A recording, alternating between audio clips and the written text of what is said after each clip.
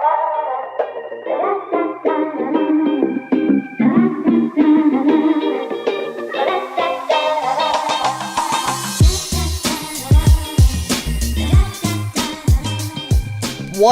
is up, everybody? Coming to you live from the Not So Subtle studio. This is your boy, Dane LaPointe. I got Coulter Potter here today. What's up, boy? And Jordan Mills. What up? Guys, this is episode 37. That's right. Let's go. Of Not So Subtle, where we talk about pop culture, movies, video games, sometimes anime. Not all the time. It's been picking up recently. A little bit. Look, anime season is starting. We also talk about some wacky films. Sometimes, actually, I don't know why I said sometimes. Every week, it's a tradition. We pull out a film from a bag, and we watch it. That's right. And this week, or rather last week, or rather the week before that, we pulled out. Hang on. Last week we watched Ready Player One in lieu of a wacky film, but we had pulled Nightmare on Elm Street, and we watched it this week, and we're going to talk about it. Correction, A Nightmare on Elm Street. Sorry, is it A or A? It doesn't matter. A Nightmare on Elm Street. Nightmare on Millsman's. Did you guys know, really quickly, I was looking on IMDb, did you know they made upwards of 3 Nightmare on Elm Street films? Yes. I didn't know that. Do you mean like the third one, like numbered sequels? Yes, there's Nightmare on Elm Street 3 Dream Warriors, where like a psychiatrist where they go in. Like instructs kids on how to fight back against Freddy in the dream world. Okay. Which sounds lit as fuck. Yeah. That sounds like some Evil Dead shit. Like where after the first Evil Dead, they're like, okay, let's just go all out on the wacky, like, action or comedy aspect of this. That sounds just insane. That's right. So that's a thing apparently that exists. Also, the 2010 Nightmare on Elm Street remake are we getting into is it? really bad. No, I was just kind of... Yeah, we're getting ahead of ourselves. Just mentioning that. Okay, yeah. So we'll be talking about that in a little bit. Jordan, you also saw the new film, A Quiet Place. Shh.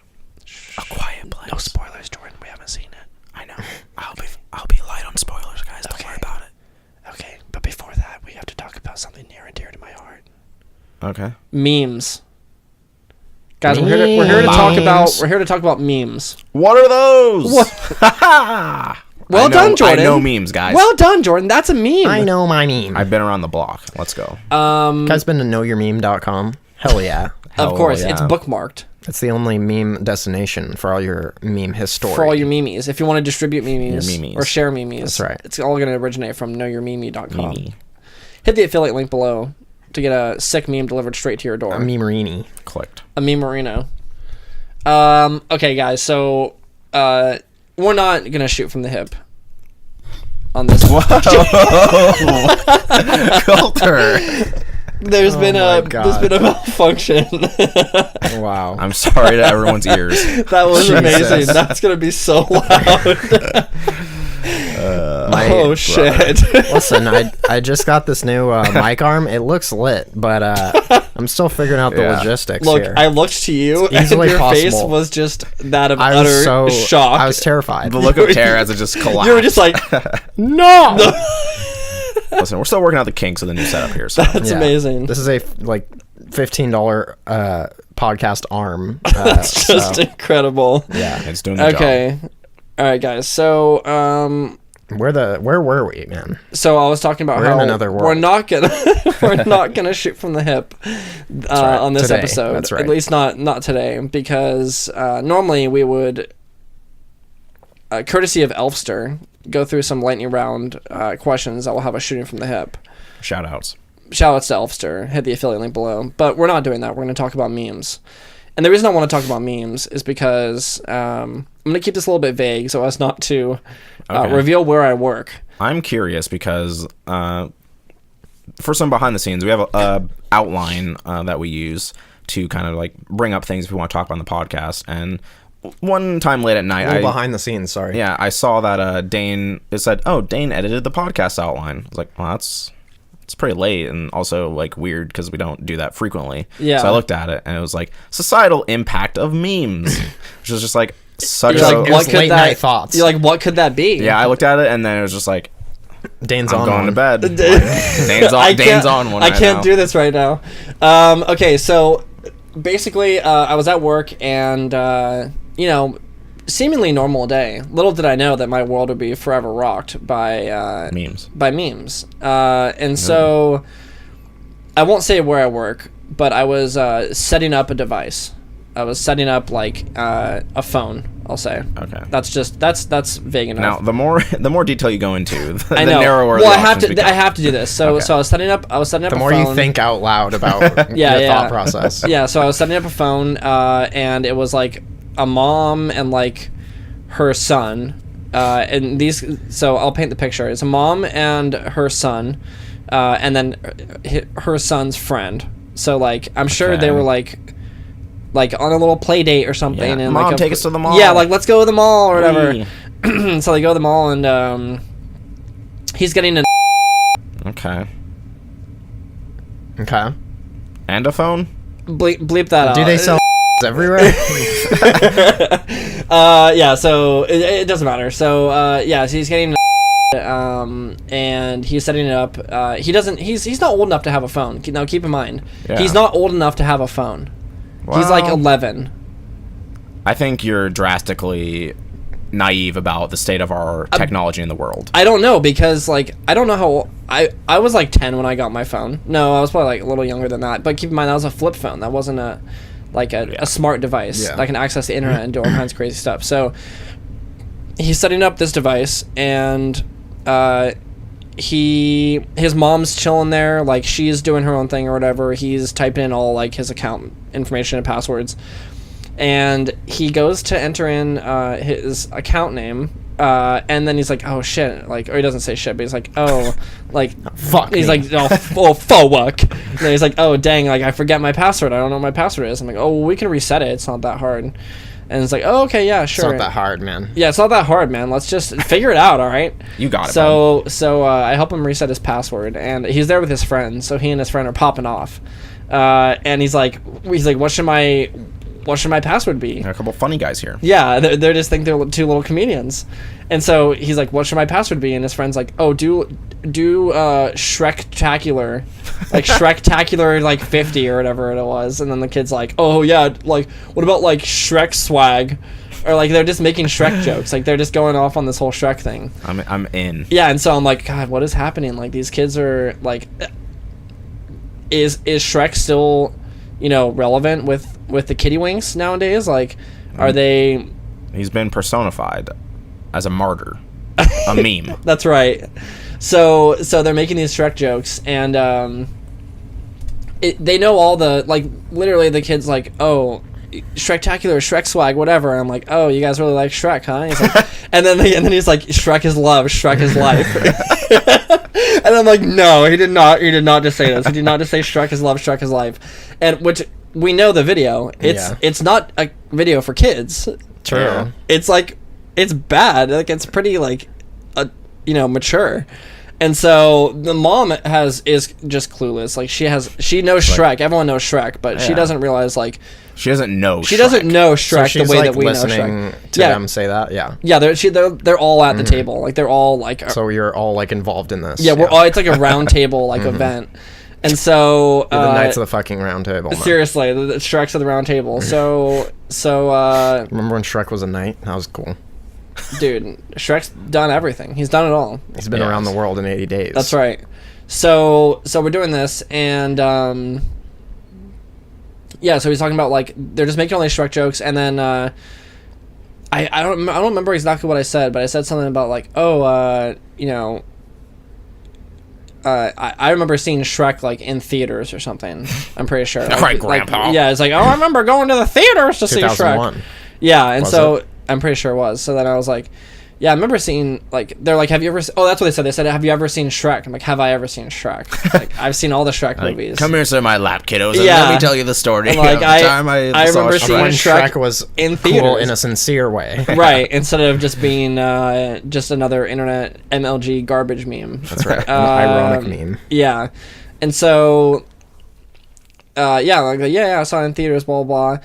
And little did I know that they weren't just they had a whole day planned. They were hanging out. They went to the mall. They got a new device. You know, they're setting it up. Where are they going after this? You ask. They're gonna go see Shrek the Musical. Okay. They're gonna go see Shrek the Musical that their friend is playing Fiona in or something. What? Like Let's in go. Everett or something like that. I was so. These kids are going all This was in. the wildest thing, dude. I swear. And so they're obsessed with Shrek. Like they know Shrek heads. They're Shrek heads. They're obsessed with Shrek. They're They know Swamp all. Things. They know all the memes. They know the Shrek is love. Shrek is life. Yeah. While he's setting up his device, like he's putting in contact information, and they're trying to figure out like Puts one what in for Shrek. dude. They're trying to figure out like phone. like every time he would enter into contact, like his friend would like give him like a friend's number, and then he would like type in their name, like do a contact photo and stuff. It was all memes. It was like Pepe the Frog was in there, like For what? Their names? for like their contact photo, Oh. like. Yeah. And so he was like going in, and like each one of them had a nickname too. So it was like, I don't know, it was like inside jokes and stuff. But then like the pictures of the contacts would be memes. Mm-hmm. And so as this was happening, I kind of had this like realization that like it's easy for us to live in our little bubbles, right? Like we know the memes, we're hip. I hit my mic. No! We live in this little like. I feel like sometimes I live in a bubble where I just think like, yeah, I know the memes. Like the internet's a big place, but then you see these 12-year-olds. They were confirmed like 11 and 12, I believe. Confirmed. Yeah, You like checked IDs. well, he had to put in his birthday for the Yeah, account. sure.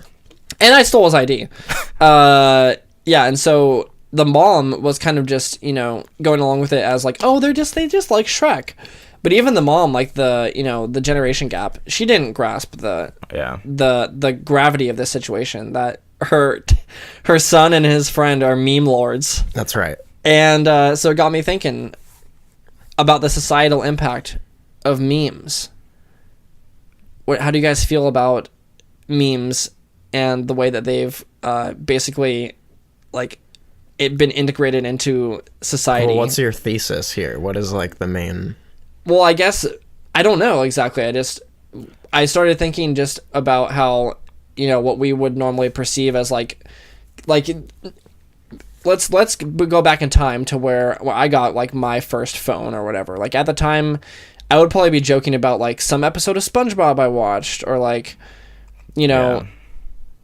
anything. But these kids are like literal meme lords. Like they have absorbed internet culture into their being, and like they just are like, when you're a kid, you're like obsessed with something. You're always like, like I don't even know what a good example. You like hit the making nail on the head like already. making Hey Arnold jokes or something. But these kids have just like soaked it all up like a sponge. You've already hit the nail on the head. Like every kid, like you were like, whoa, like the phone, they're too young for a phone. Like they're already using laptops, they're already using tablets. Like kids are connected to the internet probably more than you are. Like every Twitch streamer every YouTuber it's like they were built on like younger kids watching them and like building them off of YouTube. But like, I guess they're it's just... already integrated into internet culture. That's right. where they thrive and where they live now.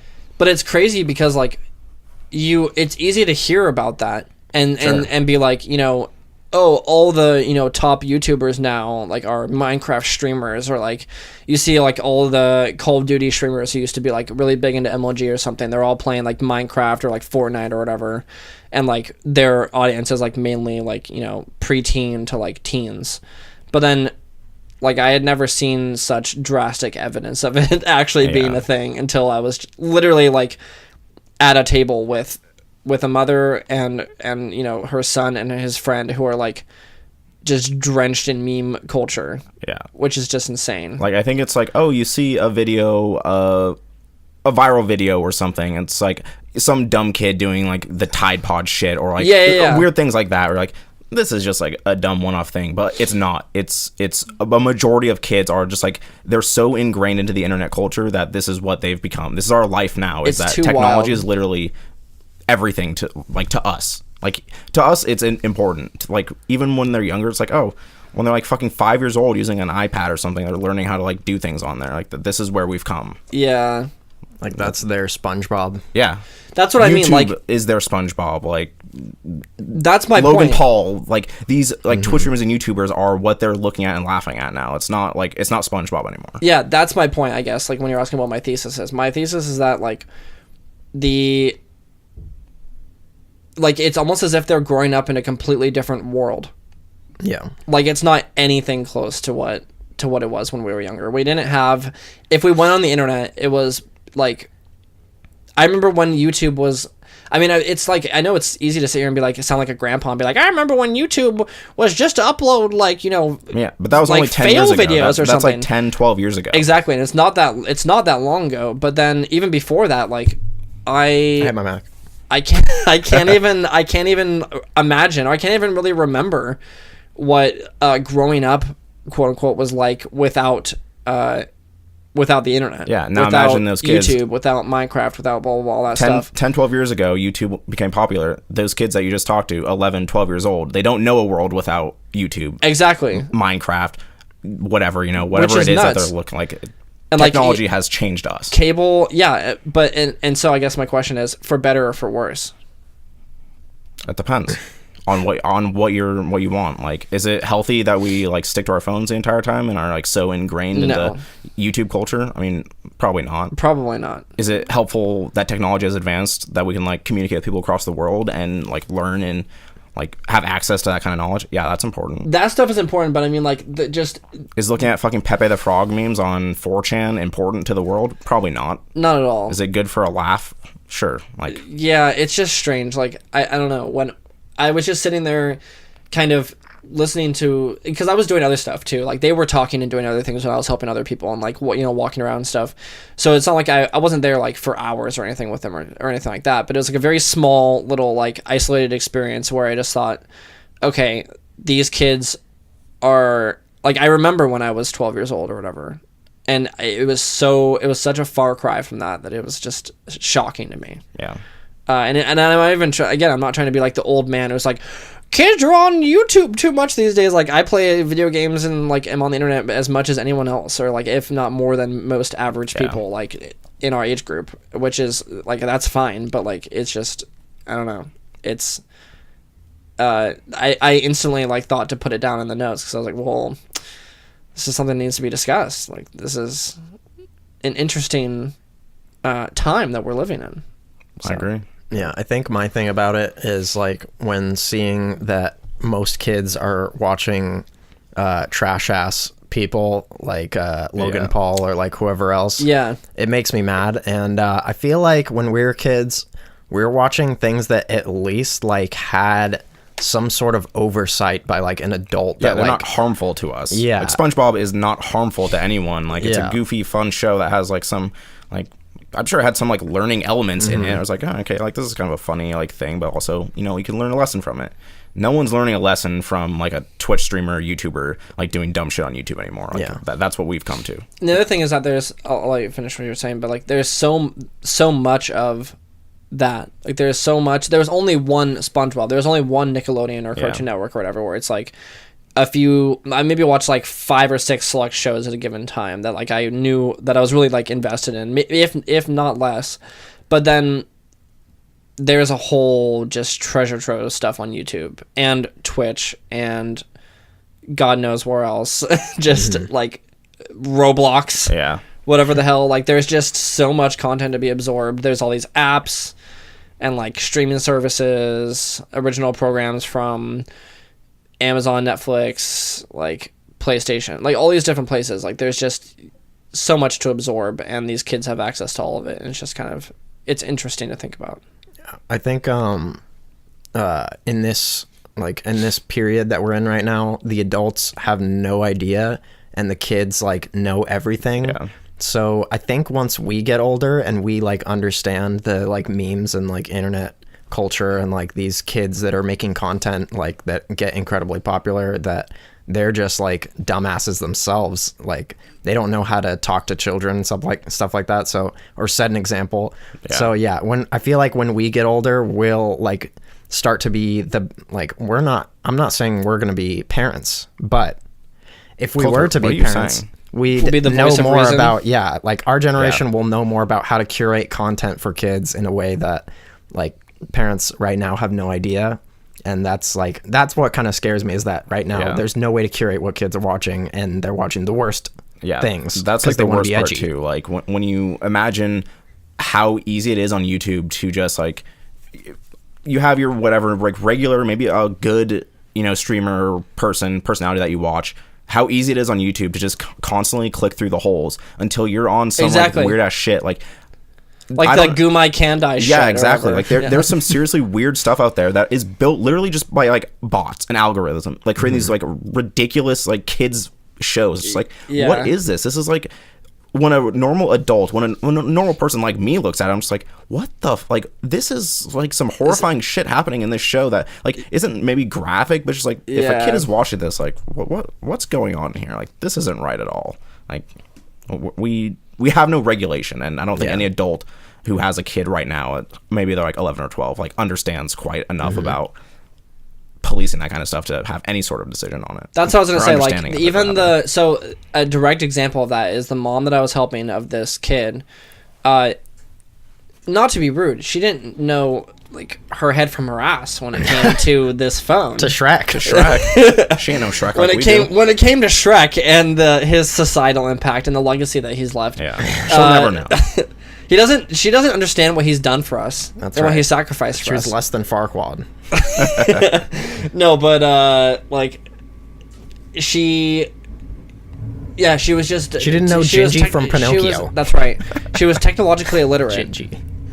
And she just didn't understand, I could go into it later and tell you guys exactly what was going on, but it was like she just didn't know what she was doing with the phone. She didn't know, like, with parental controls. She didn't know anything about, like, restrictions she could set. She didn't know about, like... She has no idea how to get to Shrek on the phone. Exactly. If she wanted to find the Shrek is Love, Shrek is Life video, it would take her hours. How do I get to the Shrek on the phone? How do I get to the phone into the Shrek? Siri, show me Shrek is Love. Siri, what is Shrek is Love, Shrek is Life? Oh no. Oh no. Oh no. Here it is. The worst nightmare. Yeah, seriously. I'm sorry. Here it is. I'm sorry. I'm sorry you have to see this. Yeah, so she certainly wasn't going to be making any harsh decisions about the kind of content that he's going to consume. Yeah. Because he can find out whatever he wants. Yeah. So it just... Yeah, I don't know. It's probably a bigger topic than just what we're talking. It is a bigger topic than what we're discussing now, but it was eye-opening. Yeah. It was an eye-opening experience. I didn't expect it. What started off as a innocent conversation about Shrek memes turned into a shocking look at today's internet culture with the youth. Yeah. The other thing I was going to say is that I was thinking, like, what if there was some way to educate parents about memes and, like, stuff like that? And Well, like reading Rainbow for memes? Yeah. But I was like, that's kind of, like, news shows and talk shows like Ellen. She'll bring on every, like, internet meme person. Like, that's an easy way such as Yodeling Kid. Yeah. We have to bring them out. Like, that's a mainstreamish way to show people like YouTube culture, or like even like late night shows or whatever. Like, even we were talking about last week, like the joke like Twitch jab from Jimmy Fallon or whatever. It's like, okay, like Kimmel, but sorry, listen, they're almost the same person. Jimmy Fallon would never poke fun at Twitch. I don't know, I don't watch He would just pretend to really like it. At anyone. Yeah, that's right. Yeah, but never alienate any man. He's goofing on that, or child, but that's or what you can actually at least see like what it is. But yeah. I've found the title and thumbnail. The impact of Walmart Yodeling Kid on our society. That's right. Let's fucking go. And I'm gonna put "Let's fucking go" in. But even with the Yodeling Walmart Kid, or like Damn Daniel, or any of the other memes that or he Ellen needs some milk. Yeah, exactly. Or like any of the memes that Ellen has had on her show, or like any of the memes, subhuman memes. Anything like any of that stuff where it gets like mainstream, hype or publicity or whatever, like on talk shows or like ABC or Good Morning America or whatever. Like I still like it's really hard to even put into words, because the whole meme culture itself is such an enigma to a lot of people, and especially to like this mom of this 12-year-old or whatever was probably like, she was a teacher at a Catholic school, so I'm gonna guess, and she had another young child, so I'm gonna guess like maybe like mid-30s, maybe like 40s. So I don't know if that's just like maybe that generation is just like right on the cusp of like I know what phones are and I know what like, you know, VR is, but you know, they couldn't explain it. They have no idea like how all of it exactly works. Like they're aware of it, and it's like they're like kind of like, you know, absorbed in that whole like little pocket, but they are not super technically literate. I'm wondering if they just see, you know, Damn Daniel on Ellen, or like they hear about, you know, the newest hottest meme, the yodeling Walmart kid or whatever, and they probably just see it as like a funny thing. They probably don't. America's Funniest Home Video. Yeah, exactly. Like they don't see it as like this thing that has absolutely like captured the internet's attention or like the world's attention for, and like that in that way. Like the yodeling Walmart kid is everywhere. Well, I've literally seen him on everywhere I go. I see that thing. They also only see the original version of that. It's like, oh, look at like yodeling Walmart kid. That's true. They don't get to see like EDM remix yodeling Walmart kid fucking song slaps hard as hell like remix version. Yeah, which or is the like one a more of a meme than like the actual one that started with. You know, like it devolved so much from what it begins with. But no one would in that like age group or that, you know, demographic would ever see anything like that. Yeah. But and like other kids would, because they're like, yeah, if I'm fucking way into memes. Like, look at they're like, oh, this one slaps. Let's go. It's already like it's like old hat for them at that point. Yeah. They're like, oh yeah, I've known about yodeling Walmart kid for 3 days or whatever it is. Mm-hmm. But then another thing that I thought of is say what you will, but the React channel on YouTube. I was literally about to mention Elders that. React and all that kind of stuff. Like they'll have Elders React, and they'll have what was the one I watched? It was like, I think it actually might have been like a memes React thing that they had, like Damn Daniel and a few of those. React. Like where there was just Yodeling like Kid reacts. just Wow, we really hit dystopic future at that Yodeling point. Kid reacts to Elders reacting to Yodeling Boy. Yodeling Boy.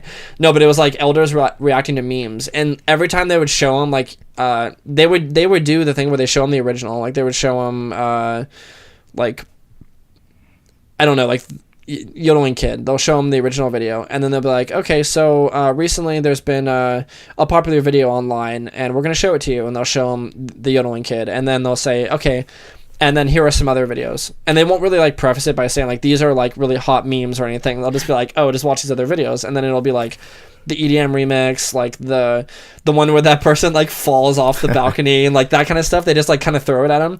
And then the elders will sit there just dumbfounded. They'll just be watching this. They'll be like, "What the fuck am I watching right now?" And then at the end, they'll be like, "All right, what do you think?" And some of them will kind of like try to analyze it. They'll be like, "Oh, like I saw the pattern, and like, you know, each one involved the kid singing. Like, you got it, Grandpa. The kid singing is pretty funny." It's like, yeah, that's what it is. But like, you got it. But you don't understand the essence of the meme, Grandpa. Yeah. So it's like it's this weird thing where, I would say like, our generation like is the best. Like we are on top of the memes. The kids like the kids that we're talking about in question, the Shrek lords, the meme lords, they're kind of like, you know, on the ground floor as well, and they're like absorbing everything just so heavily because it's just, when you're a kid, it's just like everything's flying at you and you're just watching it. But like I would say one generation, what would it be before us, is the one that like doesn't understand. Yeah. Me, like before us, or a little bit further before us, is like they don't get the memes. They don't get like the impact of memes. Yeah, I mean, they don't understand the essence of meme culture. I think there's like a group of people, not necessarily like at our general parents' generation's age, but before that, these kind of people who jumped in on technology earlier, like, oh, like I'm in at the start of like video games, or like there's a section of people who enjoy that stuff, and I think they're in on it. But the other people who like didn't get in on video games, didn't get in on tech early, they're not going to understand. They're not going to just even hang with the jokes because they make zero fucking sense. Yeah. And like they just won't, they'll just see it as like they'll see it as a joke, or they'll see it as like a, you know, like a normal joke with a punchline and everything. but they don't understand. Like, I don't, it's hard to put into words, but the whole meme culture thing is it's so strange. Even to like, even sometimes like I'll see the whole like, do you know the way or whatever.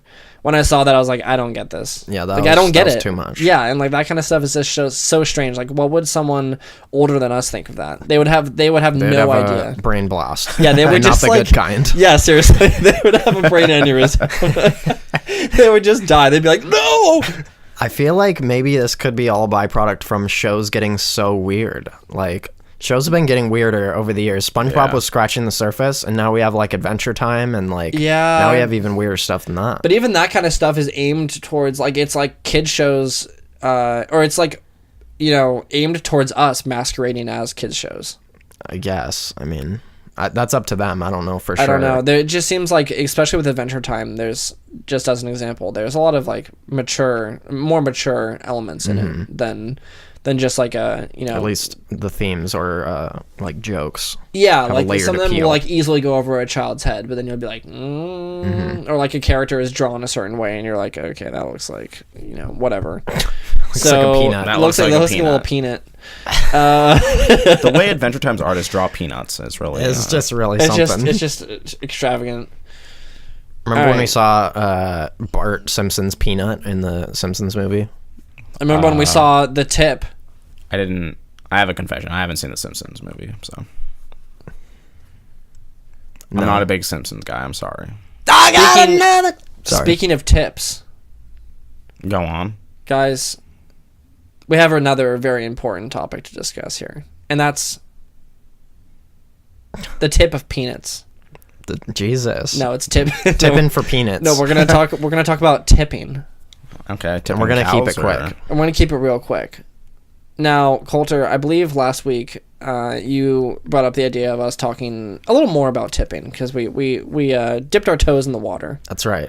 Now, why did you say that? What do you want to talk about? Well, I mean, there's several circumstances that have, you know, I'm gonna let you formed my describe idea. it. Or I mean, it's I mean, I don't know why I'm describing your behavior. I don't. Yeah. Do you want me to? I don't know what down, I don't know what you're talking about. You're the source of this. You're the source code problem. Look, we're gonna break down the source code. You're Ryan Reynolds. I have a problem. That was Jake Gyllenhaal. Yeah, that's right. Yeah, Jake Gyllenhaal, as they call him in, proper pronunciation. Iceland. Thank you. I have a problem with tipping. Why? I have a problem with tipping, but I always tip the same amount no matter what, unless they actively like fuck everything up. Yeah, so basically the TLDR of this, Jordan, if you're not, I think you're aware. I'm aware, but I still want to should be hear mostly aware of it. I still have to figure out your mind just so I can somehow handle it a little bit. Yeah, so the TLDR of this, for people who aren't aware, is that on, let's say, a handful of occasions, when we have received what I deem to be either subpar or a reluctant or service or bare minimum service arbitrarily it's all been reason. I'm gonna say the Mexico grill or whatever that is. That was a little arbitrary. Are you kidding me? She spilled like all that shit next to us, and like I don't remember that. Was that a different table? Yeah, it was the table next to us. Did she spill it on you? What does that have to do with you? It's a poor experience. So she didn't spill it on you. No. No one watching this is on your side with that. No, okay, so you're a fucking creep. Someone spilled a mile away from you and you're like, holy shit. Zero tip for you. No, okay, that's a little intense. That's a little overboard. But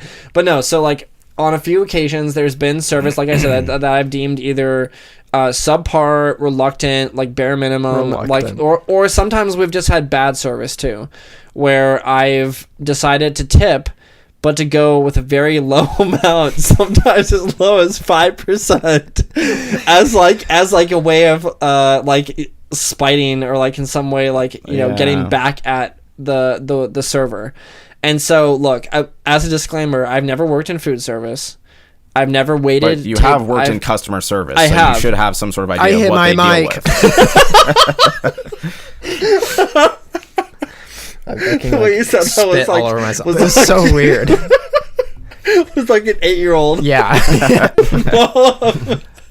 Mom, I hit my mind. Sorry, I derailed everything. That was amazing. What was it? Did you say something? Yeah. Before Sorry. I was rudely interrupted by I'm our so 8-year-old sorry. friend. Jeez. I was saying Dane has worked in customer service. Oh yeah. And so you should understand what these people feel like when they're working with other people.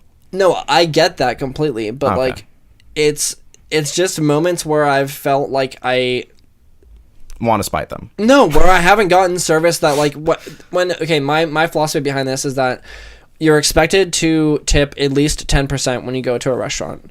No matter what. Well, 15 No is matter at what. least. 15 is no, really that's what I'm the- saying. 10% is the very like bare minimum That's that you like should ever you're tip. actively giving them a little less tip is 10%. Sure, and 15 is like expected. Like that's like That's an right. average, like, perfectly It's just the acceptable go-to. tip. 15 is good. Sure. And so in my mind, I think that's just I've said this before and you don't agree with this. I'm not going to tip someone 15 or 10% or whatever, or maybe a tip at all just because I'm expected to. I'm going to do it if they give me good service.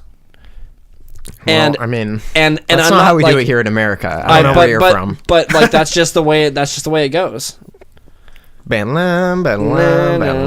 the way it is. No, but like No, so for when I'm you, doing that's the way it when I'm goes. doing my job, like when I'm doing if I was a Oh if yeah? what, When you're doing your job? right when if I was doing my job as like we said, customer service, which is I won't dox myself, but I'll say it's all been retail related. Mm-hmm. I like do the best that I can with every customer that I have, especially Unless they now. wrong you in some yeah, way. I mean, like okay, on other places where I was just working like at a cashier, like a register, and just helping like hundreds of people or whatever. Like it's a little harder to like personalize the experience.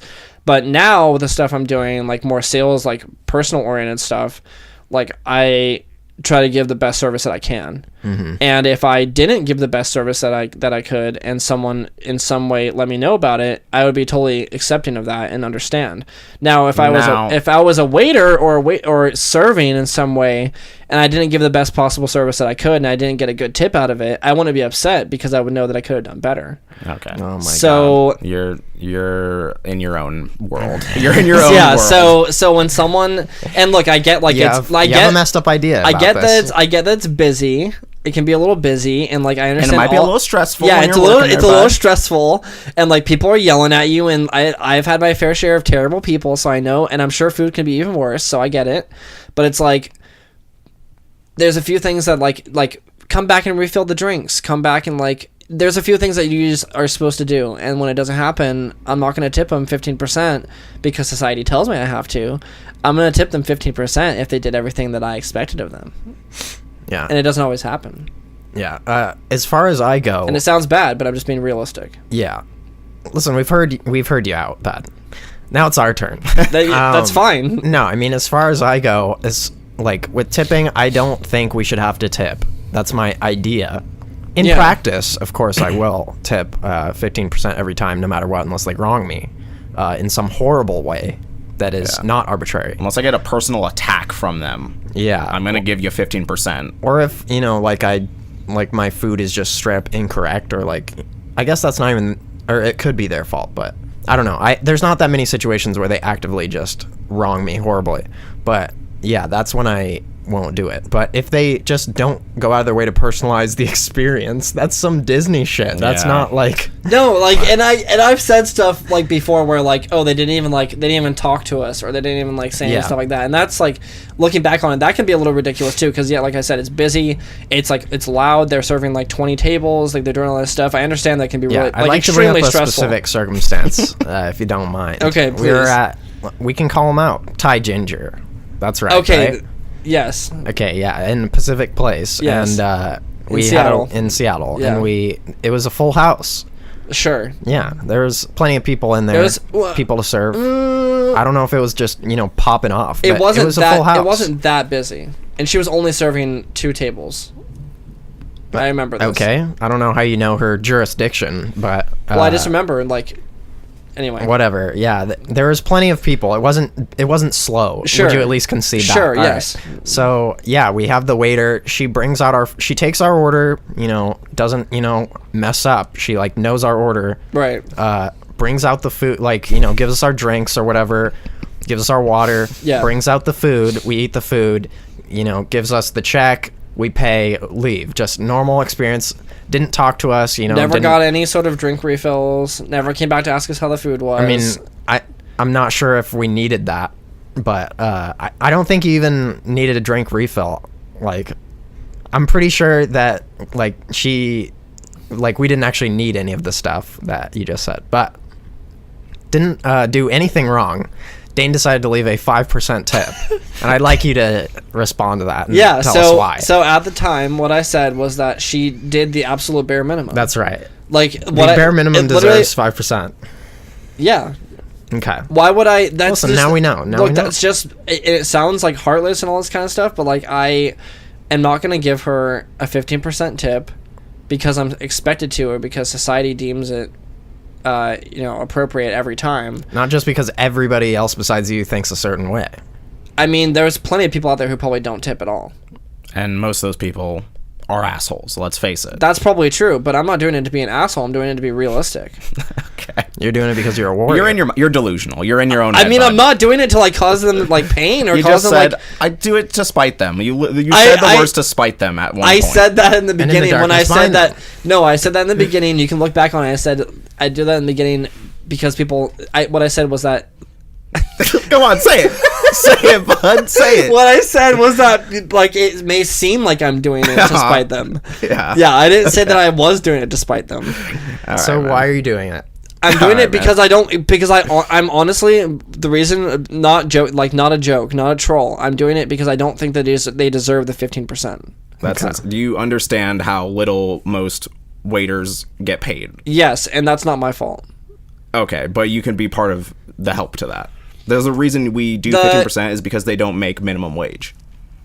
We haven't signed on the dotted line, but we've unwillingly agreed to help consolidate their payment. It's an unwritten agreement. It's a gentleman's agreement. Yeah, it's like, it's not... And you're not gentlemen. It's not my... our thesis Look, here. it's not my problem that they're not getting paid enough. That's right. So all they should do, if they were getting paid more, maybe they'd be more inclined to provide better service. That's not how it works. And also, that's very selfish and conceited of you to think that way. Look. He's throwing out... out some terms for you. Look, customer service is very similar to food service, where you just get stepped on by people. Okay, so you should understand exactly how they feel then. Exactly, but I'm not getting tipped. You're right, because you're not a food server. But you're getting paid above minimum wage. Food service don't get paid below minimum wage. They get paid minimum wage or less in some places. Like they don't make the tips make up the rest. Around here, when it was in Seattle or in Bellevue or something like that, they're definitely making more than minimum wage. Sure, in Seattle and Bellevue, which is where these specific, almost 99% of these incidents were taking place. Okay. So if you went to Idaho, you'd think a little different. I mean, it honestly depends on the location. Like if I was at Denny's or something, or like Sherry's or something like that, I wouldn't expect like. I would be fine with the service that I get there because I'm going there at like 4 a.m. Like people are like drunk as fuck in the lobby at Sherry's and they're just dealing with all the kinds of crazy shit. There's like one server working. Like I get that. I understand that. But it's like general service at like any restaurant around here, that I've been to in general, like if they're not giving me service that I deem to be worthy of the 15%, I'm not going to tip them 15%. Okay. That's just the way it is. I'm not doing it to be rude. Yeah. And I'm not saying I do this all the time. I'm like 90% of the time I tip appropriately. That's like, we can count on like one hand or less the number of times that this has happened. Okay, hold. Thai ginger. I have a different question. Would you say that you're punishing them? No.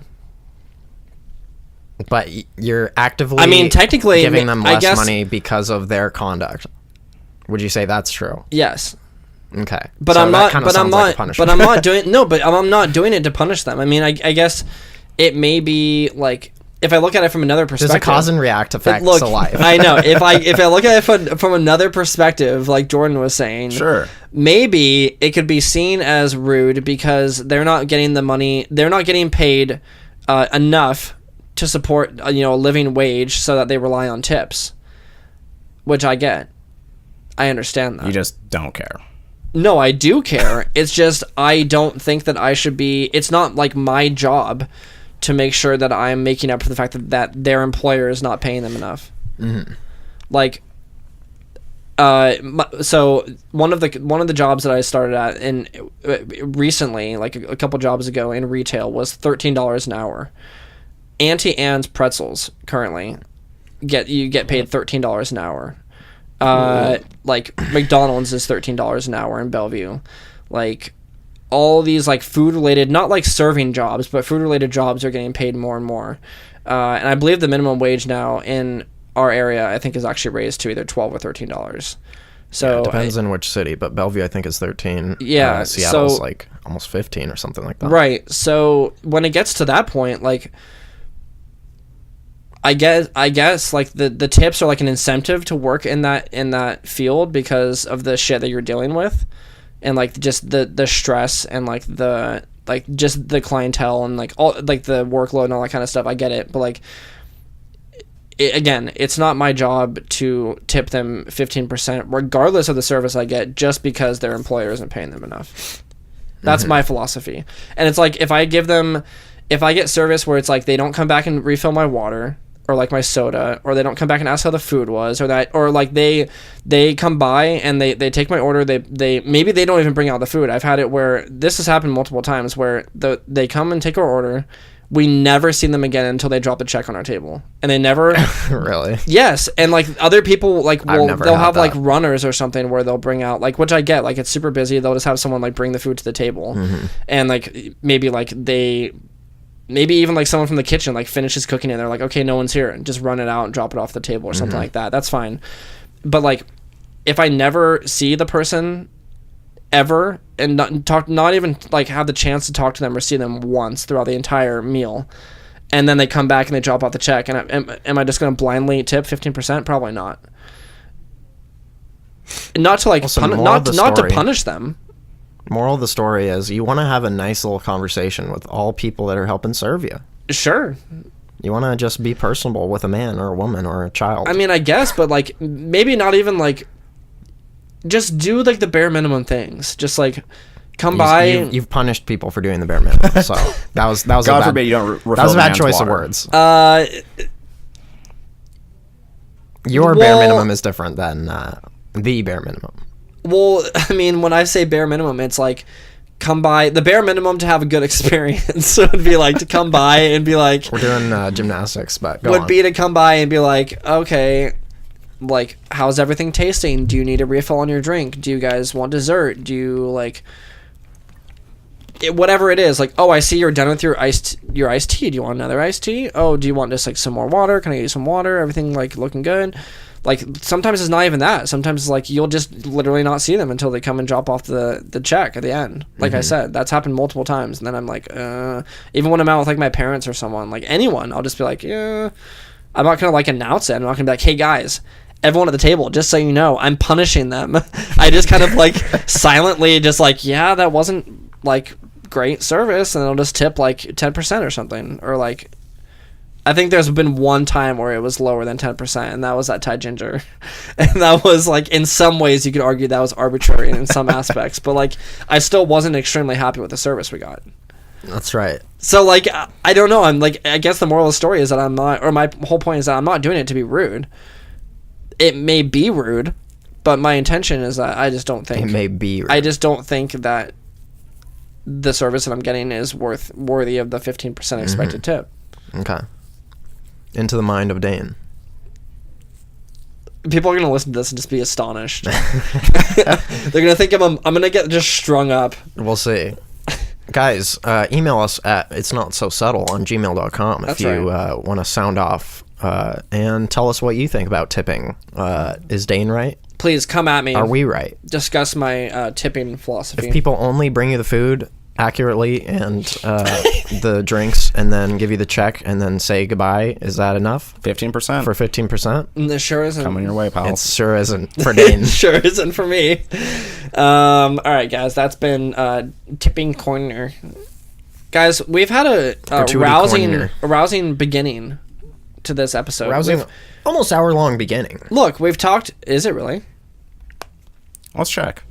We're looking at about 45 min. Okay, so we've talked about the societal impact of memes, which, look, that was a pretty intense conversation. And then we talked about tipping. Let's recap But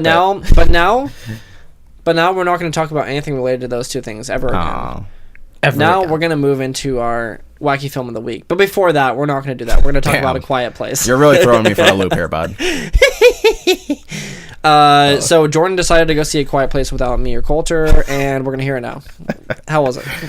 Don't make me explain myself to everyone here, but I will. Let's hear about the decision-making process. No, let's just hear about the thought process. It's not complicated. I got invited to hang out with some other people, so I went and hung out with them, and spur of the moment, one of them was like, I'm going to see A Quiet Place. Y'all should come with me. Okay, yeah, fine. I don't have anything to do today. Let's go. The Life Aquatic Place with Steve Zissou. Yes, Coulter and. Yes, so I went and saw it. I remember seeing the trailer for this movie. The brief setup is that people have probably seen this trailer too, where everyone in this movie, they have to be very quiet. The monsters in this movie are attracted to noise. This is a parent's dream. Yeah. Well, the quiet game all day, all night. Hold on. The monsters in this movie are attracted to noise, and I was like, okay, that's a neat setup. That's a relatable thing. It's like, oh, if I'm too loud, the monster's gonna come get me. It's like, okay, that could be good. John Krasinski is in it, like the guy from The Office or whatever. Jim. Can't take him seriously. I'll say that. I couldn't either, except he does a really good job in this movie. Like, he's actually, everyone in this movie, great acting. Also, Emily Blunt. Yeah, Emily Blunt. I like her a lot. She's very great actor as well. Great in this movie. Everyone is great in this movie. But I wasn't really sure what to expect from it because, even with John Krasinski, I was like, this might not, and he directed it also. Did direct it. So I was like, I was cautiously optimistic. But by the end of this film, I was in on it. It's actually a very good film, yeah. Surprisingly, the reviews for it also very high. Has I don't know the exact reviews. I know 97% of Rotten Tomatoes. Yeah, Rotten Tomatoes. That's surprisingly high for a kind of out of nowhere horror-ish film. So that took me by surprise, but I liked it a lot. I think that the fact that everyone in the movie is very quiet, if silent most of the time, a lot of the communication is via sign language, which I think is a cool thing. Not a lot of movies really ever do that. Yeah, apparently they all actually learn sign language too.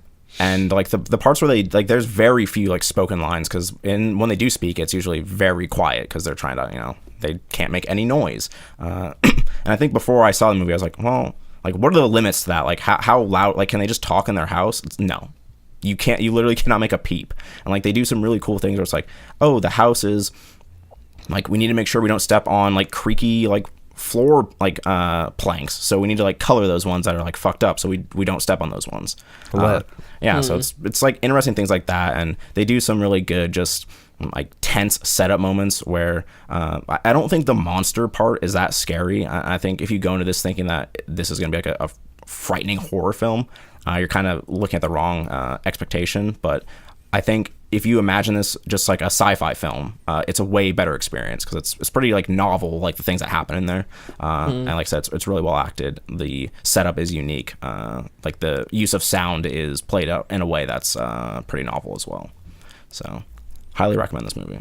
Nice. Although one other point, the ending, I have to imagine the ending will divide people quite a bit because it's abrupt in a way that I was sitting there, and the ending scene is the movie is paced super well, and it's not. I don't think it's very long either. So I was looking at this scene, I was like, oh, what's gonna happen next? And it just goes to black. I was like, oh, that was it. That was the final scene. And that I imagine will make some people kind of upset at the movie because it doesn't conclude in it's not unsatisfying, but it's abrupt. But I think 10 Cloverfield Lane-esque? More abrupt. Really? Okay. Yeah, it's very much hey, where's the next scene? But it's just the end. And in a way, I kind of respect that because it does set up a way where oh, okay, I'm glad they didn't go to the next scene because it's not really necessary to propel the story forward. But also, it's just I could have used a little bit more of this movie because it just starts to ramp up to a point where you're getting incredibly excited and then it cuts off like a cliff.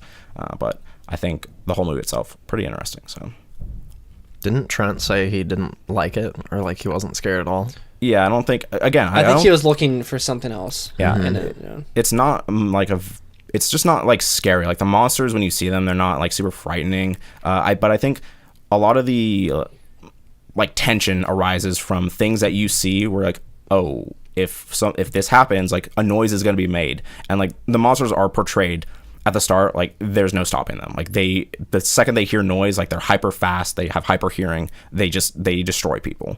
And so when you see anything or like know anything, like, oh, if this person does this, like it might cause like a sound, don't do that, and then like that's where the tension comes from, and that is useful because I think it's just relatable because things happen in the movie where like, oh, like I've made sounds before. I've made a noise like that before. It's like I've seen a situation like this, like I've done this thing and made like a noise like oh, like shit, like that hurt or something. Like they can't do that. Yeah. And if they do, they're dead. And so it makes for some very like tight moments in the movie, which I think is fun, but well worth it.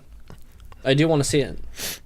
The idea of doing a normal human thing being dangerous for you is a classic horror movie ideal. Yeah. And might I say, it carries into the next film.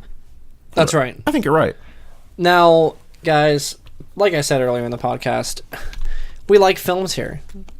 So we decided, hey, why not throw a bunch of movies in a bag that one or multiple of us, one or more of us. There you go. One or more of us have one or more of us. Keep saying it till it sounds one right. or more of us haven't seen in a bag, and then we watch them. Yeah. Yep. You got it, buddy. Movies together. We see I hit my mic. Mom, I hit my mic. Yeah, so we go through and we pick out a little movie every week, and we watch it, and then we talk about it. And That's right. You can join in too. All you gotta do is find a legal way to watch the movie that we pull. Don't illegally download it and be a pirate. And then you can come back every week and listen to us. Maybe you can send in little questions to our it's not so subtle at gmail.com. It's not so subtle on Twitter. It's not so subtle on Facebook. You never know. Get to it. So, guys. Yes. We watched a Nightmare on Elm Street. That's the one. Yeah. Jordan, what do you think of it? So I just to start off, I thought it was pretty good. I think it holds up better than a lot of the other kind of like slasher films we've seen. Maybe We haven't seen all of them yet. We haven't seen all of them. I feel like Texas Chainsaw Massacre is not quite the best comparison, but it's the one that held up the best recently in my memory. Very different movies, I feel like. But saying that, I do think this movie holds up incredibly well. Again, not hyper scary so much as like other horror films that I like, but I do. Other parts of the film I thought were really good. There's some tense moments. The music, pretty great music. Interesting, yeah. I get a lot of It Follows vibes from this movie. Obviously, It Follows kind of riffs on or pays homage to these kind of movies. So that's where it a lot comes of from. these. But the soundtrack especially reminded me of it because it's very like that synthy kind of like electronic vibe going on. So that's a fun thing. I don't know if it necessarily fits with the movie that much. It's kind of like strange hearing it, but it is like it's exciting music in the scenes. I don't think it was quite as atmospheric as I would have liked, but no. Like my mind is often drawn more to the music than it was to like how the music was trying to make me feel about the scene. It was more me just listening to it and be like, okay, this is a lit ass like jam here. It wasn't really me being. It wasn't really accentuating anything that was happening on screen. Yeah, the thing at least about not in the way that I usually. The music like. was like it was like actual songs. Like they not a lot of movies have background music with a straight up drum beat like in it, unless the drum beat is like the main focus, like fucking Birdman or something. Or they're at like a concert or something. It's supposed to be, So this was just like it would go into the thing and it would be like or like maybe not that drum like some heavy, 80s ass like dance hall. It's like beats. And there's like an actual like drum thing happening along with like maybe not guitar but like, you know, synth and yeah, like synth keyboards bass. and like Yeah. Yeah. So yeah, that's happening like while he's like chasing them down and stuff. So at one point I was like, is this like a Scooby-Doo chase Yeah. scene? Like while he like yeah, because it's chases just her? like as soon as the music kicks up, you're like, all right, here comes the Scooby-Doo Yeah. chase, and it's like Hex kind of the girls are same. gonna start singing. The Hex girls. like go in. Yeah, we should probably back up the story for it if people haven't already seen it. You probably should see this movie. I think it's good. It's a tentpole horror film. Yeah, classic. It's been remade. Don't watch that one. Whatever you do, It's bad. because it's not good. It's real I bad. have Wait, which seen one? the 2010 remake. I've seen that one. It's bad. But this one, great film. It starts out with I hit my mic. kids. They're not kids. Well, technically they're kids. They're 15. They all look like they're about 35, but we'll just let that one slide. Texas Chainsaw. The main girl looked kind of young. Yeah. She looked more believably young than. Yeah, she was probably she might have been younger than us. than the man who had the morttage in. That's right. In There's History some Class. sort of Five kids. adult people in that movie pretending to be 15-year-olds, but these people are having dreams where a man, Freddy Krueger, the man with the claw, is killing them. And it turns out when you get killed in the dream, you get killed in real life. That's right. It's not a game, it's my life. It's not a game. Reality isn't the only thing that's real. There you Damn. go. You got it. Fuck Ready Player One. Let's go.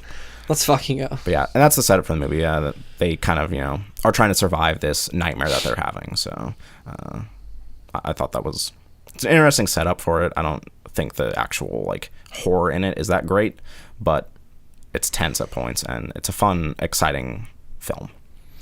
Yeah, so this is helmed by some would say master horror director Wes Craven. Rip the homie. Rip the homie, who's done Westopher Craven.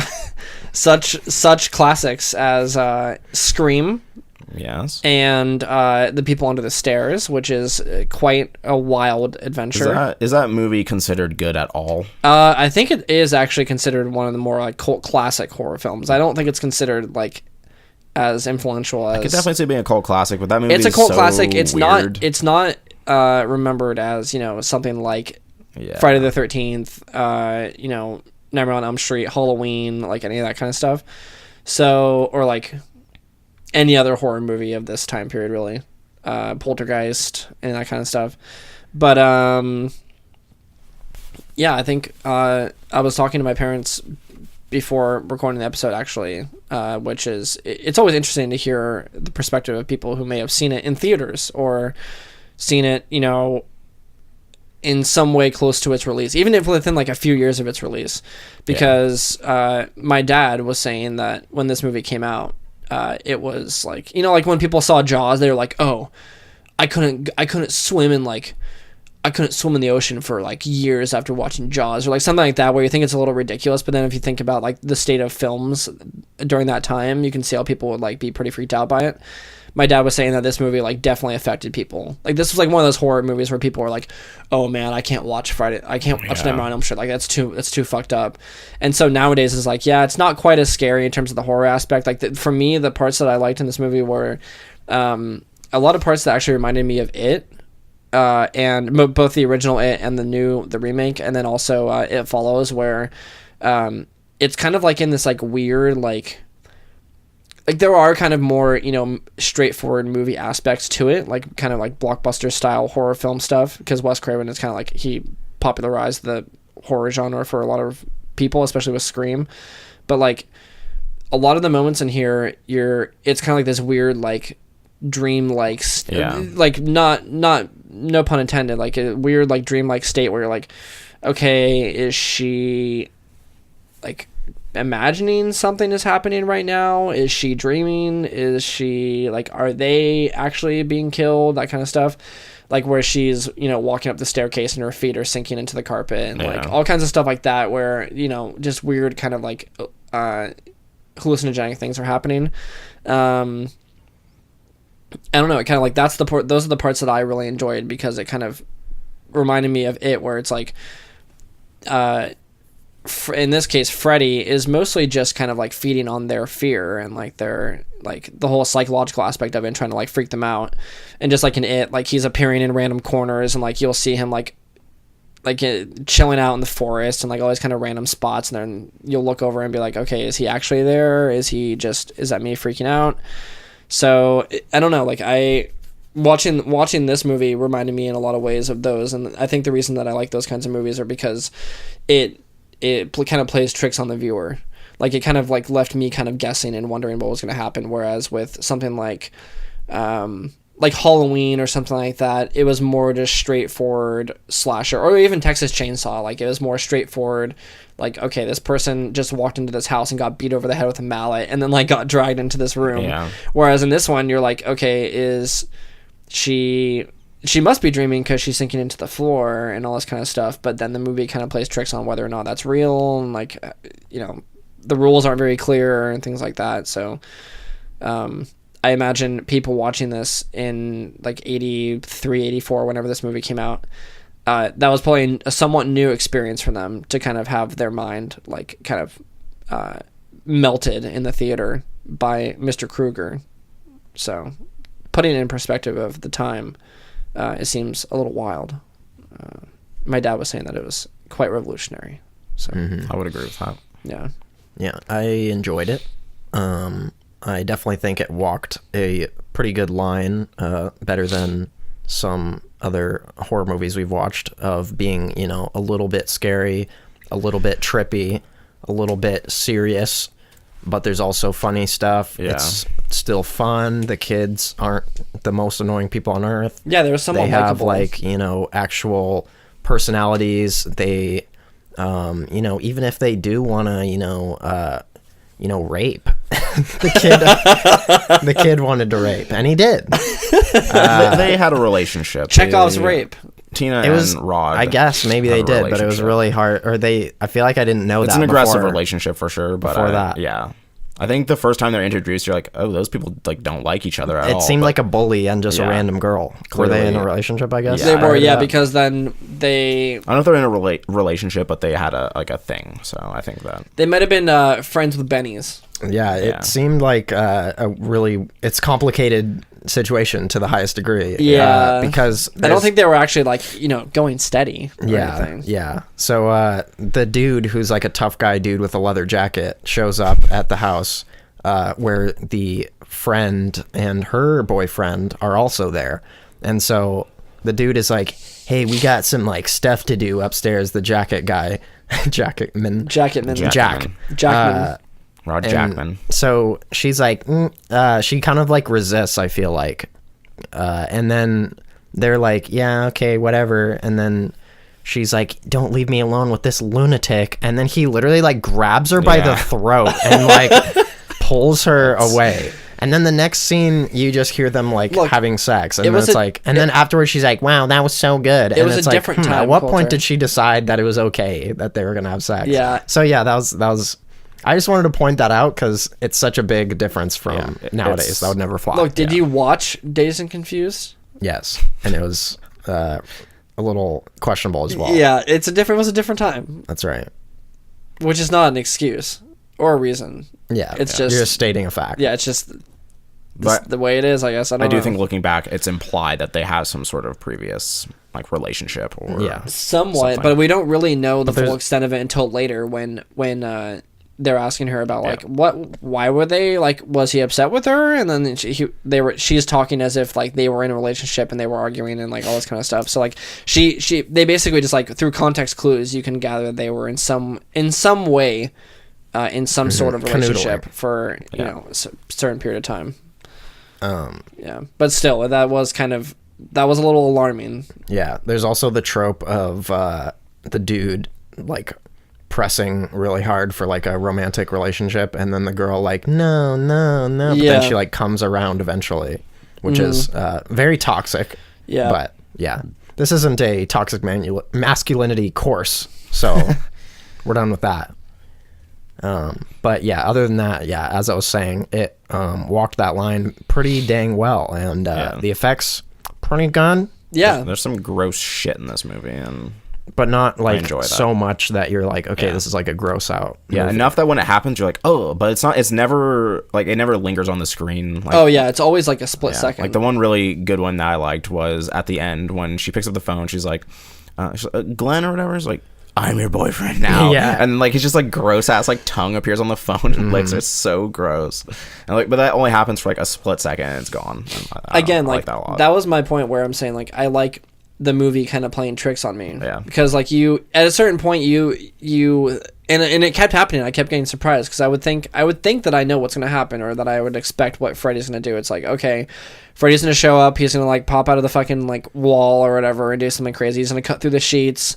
But then there's all kinds of weird things that'll happen where like, yeah, he'll pop out of like his weird ass tongue will like pop out of the thing, or like he'll cut himself open and like maggots will spill out and like all this kind of crazy stuff where it's like at the time or watching it now, it's kind of like, how many crazy special effects can we do? Like you can easily kind of look at it that way, but yeah, I don't think they went that far with that though. Like, no, they didn't go to that extent. Like The Thing or something like that was like the centerpiece of the movie. Is like what crazy the practical effects and all that kind of stuff. Yeah, but like in this one, it was more like, it just kept you on your toes. Like you never really knew what to expect from the scares, and it wasn't scary in the sense that like there weren't a lot of jump scares, if any. Like the jump scares, I think it's very easy. Like she's standing next to a bush and she's like, "Where's Freddy?" And then he pops out of the bush. Like I didn't jump. I wasn't that scared by that kind of stuff. But like, the parts that like more creeped me out or made me uncomfortable were like weird, illusionary things were happening where it's like the best example for me is where she's walking up the staircase and then her feet start sinking in like this goop or like this slime. And it's like kind of like it's not cheesy, but it's like you realize that like she's like stepping in like preset holes on the stairs and like you can kind of like ruin the magic for yourself. But it is also kind of cool thinking that since it does take place in a dream world, Freddy just has like free reign of what he can do to stop or like to freak out these kids, and so like random stuff is always happening, and it kept me on my toes and kept me interested. So, which is also why I liked it, because it was more of a psychological horror movie, because it was like just basically throwing like a bunch of stuff at the kids to like make them shit their pants and like and it's not even like clear what the objective of like Pennywise or whatever the spirit is like trying to do. And like the whole story behind Freddy was mostly cryptic and hidden until like the last like act of the movie pretty much. But I like that they explained it though. It was like a good story. Yeah, I do like that, and it like was something where it tied into the parents and how they were acting towards her like being crazy or whatever. Like it actually had plot elements to it, which was cool. But also even after they figured it out, they still were like, fuck you, we're not gonna do anything. Which was totally lame. In the remake, if I remember correctly, at the end of that movie, instead of Freddy being like still like a fuck up, they go into like his cellar in the dream world and are like, oh, he actually wasn't a child murderer. Like he got framed for this. He loved kids. He was actually a good guy. And like they completely think that Freddy is like a nice person that has been framed by these people, and that's why he's committing revenge on them. Oh, they try to like humanize. They try to make him a good person that got blamed, and then at the very end of the remake movie, I don't know who the name of the new person is that's left alive. She's like sitting there next to a mirror, and the final scene in the movie is him like slashing through the mirror and like coming out and killing her. I was just like, fuck off! Like that's just like so like what a like cheap cop out. It was real. That's so stupid. Yeah, because they go into like the dream world or whatever, but it's like in the dream world it's like a cellar, or it's like his like janitorial offices, or like he was like a groundskeeper or something. And it was like they go into like his little like chamber. His little like office or something underneath the school, and then they have all these like, of course he has like Doomsday Prepper-esque like paintings and pictures up connected by fucking like thumbtacks and wire and shit to like oh, all these people framed me for killing kids and like this whole thing, and it's very stupid. That was a really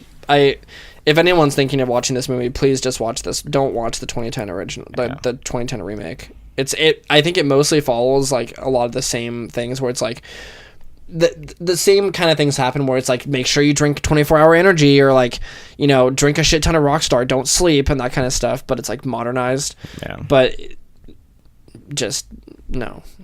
it's I don't bad. know if anyone like They actively bastardized. wants to watch that version of it. I don't think so, but like They might maybe accidentally. maybe like they'll, I don't know, like the Rob Zombie Halloween movie was like commercially successful, I think. So like these like remakes, people will see it and they'll be like, oh, like This one looks cooler this from one the looks art. cool. Like this guy's playing Gears of War like in his house, and Freddy's trying to kill him or something, something lame. If it doesn't say Westifer Craven on the front, Westifer of it, then don't. Craven. But yeah. Yeah, interesting movie. Yeah. Yeah, I think it's good. It's I imagine back in the day it was a pretty solid horror flick. Back in the slasher golden days. But yeah, I think it holds up. A lot of interesting, like a lot of the psychological stuff you said there. The scene that where it's not Tina, whatever the main person who survives, the girl. I don't know what her name is. I couldn't name anyone. Yeah, There was Rod and Tina and Glenn, and I forget the main character's the name. other person. They barely ever say her name, I don't Jimberly. think. Jimberly. She's like in school and she's like trying to like not fall asleep, and when she does, the whole like psychological thing where she sees like the hall monitor and like runs in and like, this is like weird. Like it gets like psychological creepy in a way that I didn't expect at the start of the film, but it doesn't go all the way there, but the parts that it does I think were interesting. So Are you looking her name up? Who gives a fuck? Well, I want to know her name. Ellen. Nancy. that's it. Nice. Nancy. Thank God. What was I going to say? Last point. I can definitely see why. So when you think of, movie, like pop culture, when you think of horror movies especially, you think of Jason, you think of Michael Myers, you think of Freddy Krueger. Everyone knows Freddy Krueger. Even like nowadays, like seeing him in like, was he in Ready Player One? Was Yes. he? Okay, so like that's just reason enough. He like got killed immediately. He didn't do anything. but yeah, you saw him. so that's reason Enough time to be like, Freddy Freddy Krueger showed up. He was in the movie. Yeah. Mark Yeah, it so off the like checklist. that's right. enough reason right there to just like to provide enough evidence that he is, a pop culture icon. Sorry, just enough time for your two brain cells to connect. Just to go, I like Nightmare on Elm Street. Whoa, dude, movies. They know I like movies. This movie really gets me.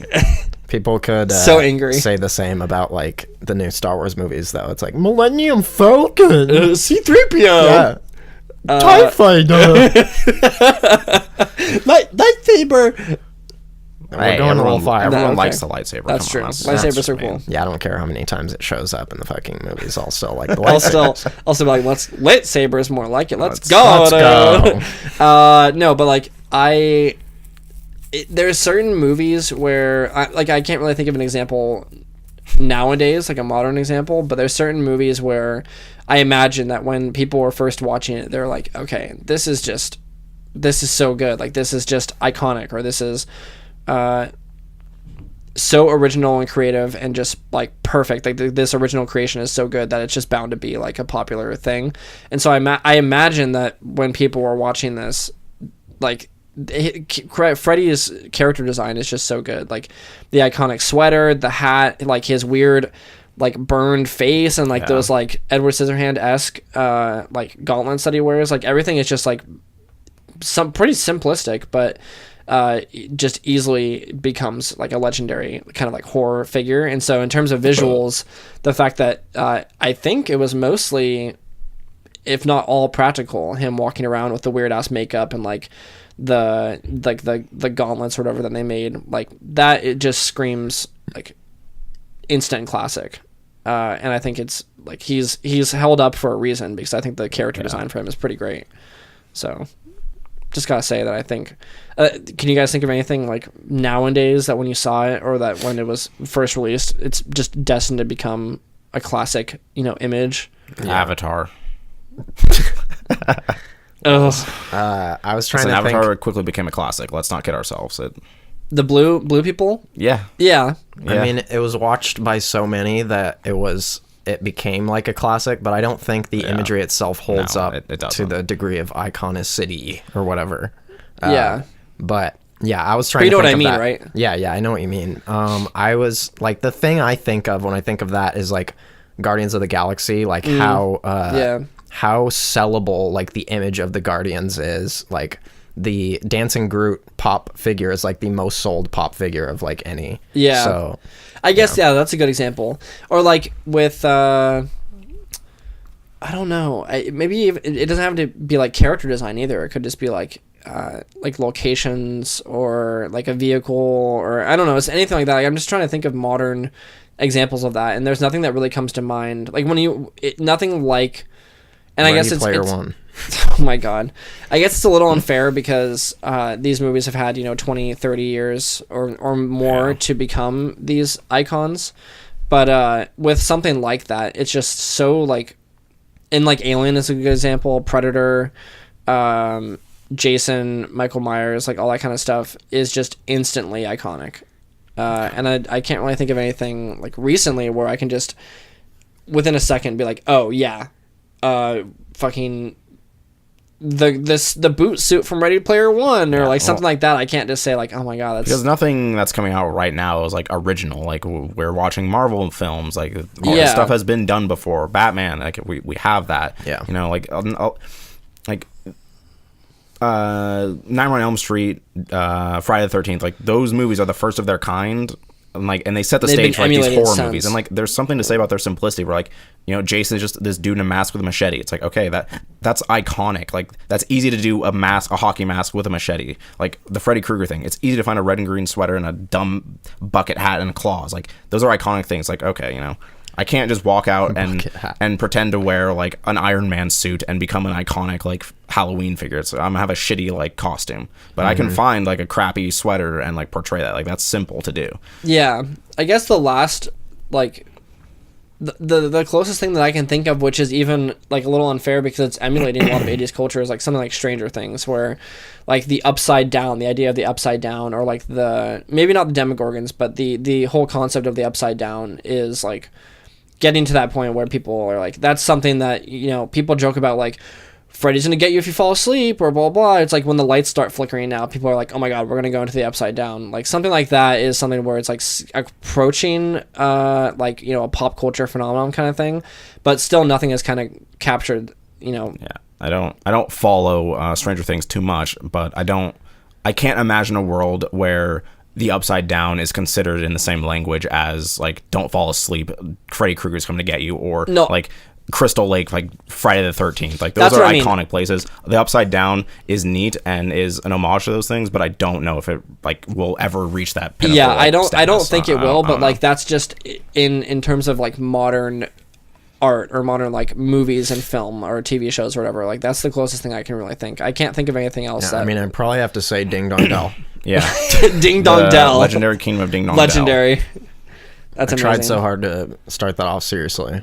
And you couldn't finish it. I was hoping that I respect that. Look, I was hoping that you had something to add to the conversation. Substantive. I was gonna say really quick on the topic of the like Millennium Falcon, like recognizing like just something from your two brain cells firing. Yeah.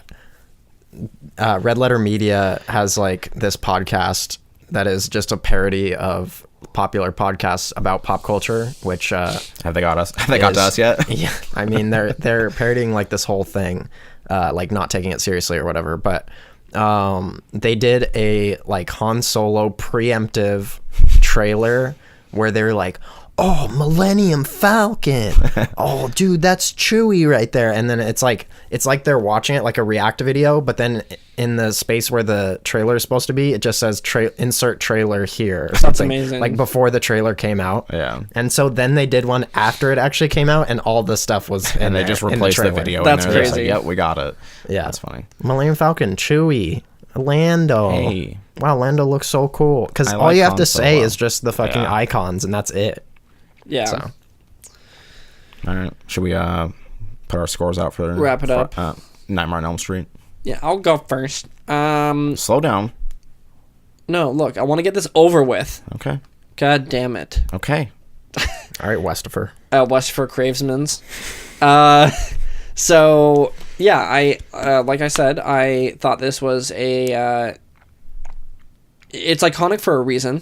I think it's a well done horror film. It strikes a good balance for me between blockbuster-esque, not necessarily big budget, but like, exciting kind of like popular cinema or film, but also has the kind of aspects that I enjoy of horror, where it's like a little more meditative, a little more slow moments, like kind of fucks with your head a little bit, just kind of leaves you guessing what's going to happen. I like horror movies that kind of pit your own brain against yourself while you're watching it. So this was interesting. It had elements of It Follows and It, which I really enjoy. And all in all, I thought the effects held up. I thought the music was pretty good. I thought the acting for the most part was pretty good. Cool plot points. They actually described the origin of the character, which was interesting. And they don't usually do that with horror movies. Yeah. I just overall it was a pretty good movie. I'm gonna go with a solid. B. I'm gonna give it a B. All right. I think it's pretty dang good. It's not like the best movie I've ever seen, but it's a pretty good horror movie, and those are rare. Well said. Mm-hmm. Who's next, champ? Now, Kermit. I shouldn't have asked. Kermit, taken the reins. Kermit, please point at who we'll talk next. Hey. Oh. Luckily, that's mostly green screen, so they won't really be able to make out what's happening. So yeah, a lot of the reasons I like this movie, Dane covered as well. Music is great. It's fun, exciting, and yeah, like it doesn't do anything like so horrible that it is a bad movie at all. It does everything well, and it's a fun, good horror movie. So I'm gonna give this movie 4 claws out of 6. Let's go. Let's fucking go, dude. I do a little recommendations for you guys. This movie has a lot broader of appeal than a lot of the movies we've been watching lately. I think it still holds up in the modern day, and most people, if you enjoy horror or slashers or teen movies even, will get something out of this. So I'm going to recommend it to basically anyone old enough to not poop their pants while watching it. So yeah, I guess maybe stay away from it if you really dislike old movies. There's a lot of they're talking on the telephone, on the telly. They're wearing weird clothes. Yeah. If you just can't stand to look at that. If you hate old style. That's right. But at the same time, with that comes a lot of practical effects and interesting stuff like that. So, yeah, I'd recommend it. Okay. God, just stop already. I hit my mic. We're gonna allow mic hits today. I didn't actually hit it. I just wanted to say that. That's right. I know. We've reached peak dumbass. All right. Well, guys, that was our pick for the Wacky Film from 2 weeks ago. That's right. Now, we're going to get back to our regular schedule, seemingly today, by pulling a new Wacky Film. I will be pulling one coming up pretty soon here, I think. Sure. Towards the end of this episode. We're coming towards the end of the episode there. But before we pull that movie, we're going to talk about one of our other tentpole topics here at the Not So Subtle offices. Nice. Video games. Video games. Let's Video go. games. Video games. Video games. We're going to talk about video games. Video games. Video games. Video games. Let's go. So you guys didn't include me on that memo for the duet. I didn't ask Dane to speak up. Sorry, I thought you would join in. I don't, and I won't. I'm not a singer. I don't, and I won't. All right, so guys, I'll be honest. I haven't been playing a whole lot of new video games. Vardio games. Skart Powergram Vardio Garms. Versus the world. Versus the world. I have been playing the typical stuff, but nothing Slime too Rancher big. The Blob.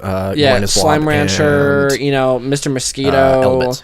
Ty the Tasmanian Tiger, right, 1 and 2. What about Explosion Man? Can we throw Explosion Man in? He's kind of a blobby dude. He's gel. He's like a gel person. I guess. I mean, I think of that as like a stick figure, like situation. Just fucking like little shit piss. All right. I'm angry. Do you have anything to say? Or no, not really. So I haven't been playing a whole lot, so I don't. This is rare. I don't really have a whole lot to add to the video game section. Usually I'll talk about a video game. Dare I ask about Far Cry 5? Yeah. Yeah? Yeah. Nothing at all? It's fine.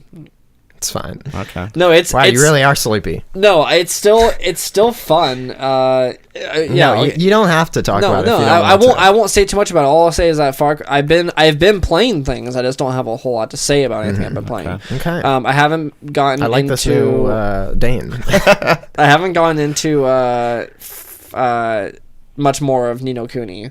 Okay. I'm still enjoying what I've played of it, but I'm still in that like weird long ass tutorial section of Is there any JRPGs. reason why you're not playing it? You just don't want to. Just I mean, most of the or- time when I'm on to play it, it's like when I'm in a party playing with you guys or something. So I like to play that. I like to hear the voice acting and like crank up the music a little bit. So for JRPGs and like RPGs in general, unless it's like Skyrim or something a little more open ended, I usually like to just play that like on my own or something. So if I'm online, it's much easier to play like Far Cry or something where I can just do like missions or something while I'm still talking to you guys. So yeah. But Ni no Kuni is still fun. Far Cry is good. It's starting to wear thin a little bit just because you can only do so many of the checklist items in that game without starting to get a little bit bored.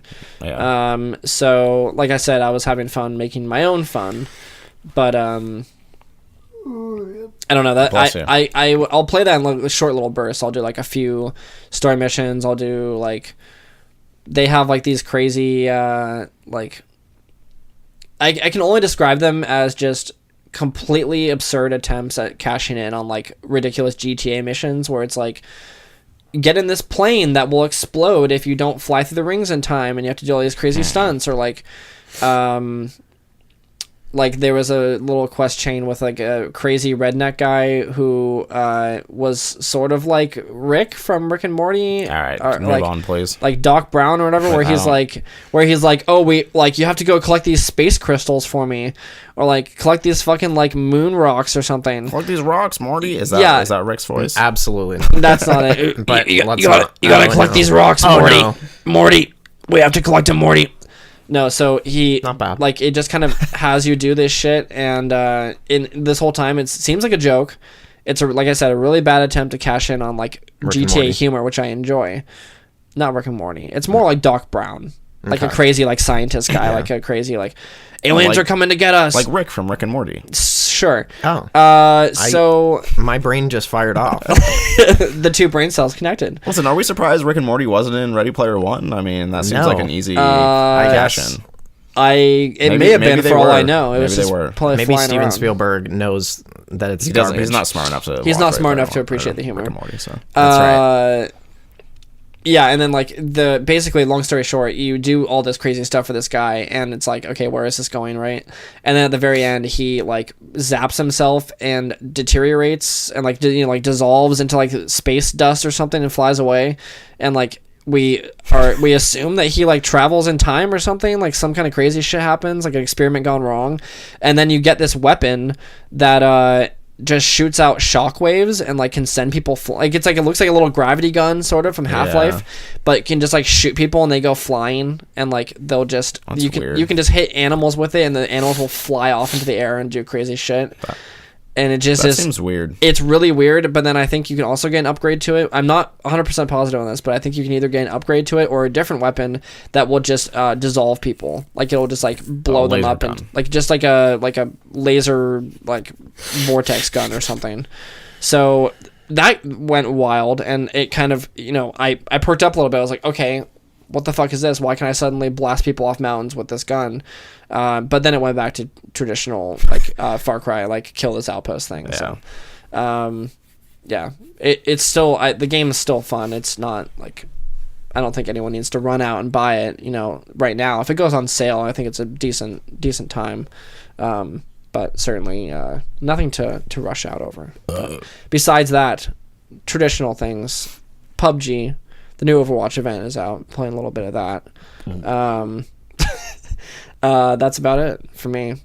Nothing too crazy. Now, Jordan, please ask Coulter what he's been playing. Coulter, what have you been playing lately? Listen, I haven't been playing a lot. I have played just a tiny bit of Rocket League. I have not deranked out of champion yet. Thank God. I'm proud of you, son. Even got up to like Division 3 at one point, and I was like, Wow, could I get to Champ 2 in just like 1 week or something like that? I didn't get there, but yeah, I'm doing all right. And I don't have my Champ rewards yet. I need like 4 or 5 more wins before I can get Champ rewards. But at that time, I'll be a true champ, and no one will be able to say otherwise. Yeah, so other than that, a little PUBG, but yeah. Did you guys end up playing the PvE Overwatch site? We did a round of it. It was fine. It's fine. It's fine. It's fine. It's I feel like it was a little more fun than the Uprising. Yeah, I agree. It's a little. I felt like it was better. Easier. Yeah, it's a little bit easier. The objectives are a little bit better done, but a little more like Left 4 Dead. Yeah. I imagine there's a. I hit the table this time. No! That's going to cause some issues. I hit Kermit. I imagine there's a large group of people who like who like hearing the backstory of Blackwatch or whatever. I have no fucking idea what any organization is happening. Blackwatch Talon. I don't know what's going on there. Some people will probably really enjoy that. I don't really care. I just like seeing something different in Overwatch. You hit your bottle. so that's fun, but yeah, it's probably not an event I would play more than once. Yeah, I don't think it has quite the like instant fun factor replayability as like Holy Terror. Okay, yeah. Oh no, you said the dreaded word. Yeah. Can we just say for people who are listening, and look, I won't say your name, but you're listening to this episode. You know who you are.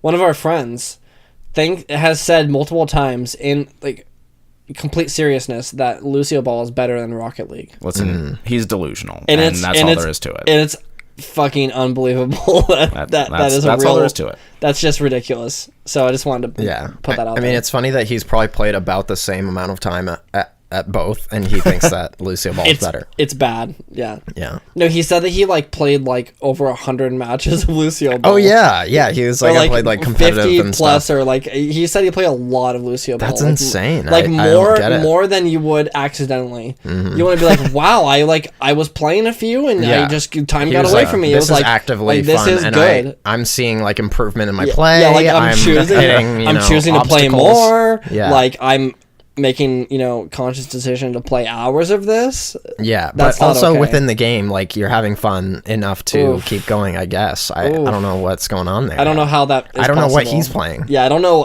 what version of Lucio Ball he had installed on his system. It wasn't mine. Yeah, I don't know how all the Lucio Ball players went over to a different TV and then you play an emulated version of Rocket League. But yeah, just crazy. Anyways, tangential there. Yeah, I mean, the Uprising event is kind of fun. How do you guys feel about the skins? Right. I'm also a little underwhelmed. I like them. I haven't seen them all. Okay. There's not that many. It's soapbox time for Coulter. I've been asking for this feature for a very long time. Overwatch, why is there not a feature where I can go in and look at all of the event items in one spot, buy whichever ones I want, see all of them in a compact menu? Why is that not there? They absolutely need that, because I spent a solid 30 minutes after installing the patch to get the game ready, going through each character like, well, now I have to click on their fucking costume. Did they get a purple level costume? Did they get a yellow one? I can't fucking tell because all the things look the same. I don't know what the new names of the new stuff is. I'm just going through clicking. There's like 28 characters in the game. Like that was such a waste of my time. Yeah, like all the characters' items, and then you have to look for the tiny little symbol that's like that you're not even sure. The it's little like archive symbol or whatever. Yeah. It's like, okay. And Mike! Great. So, but yeah.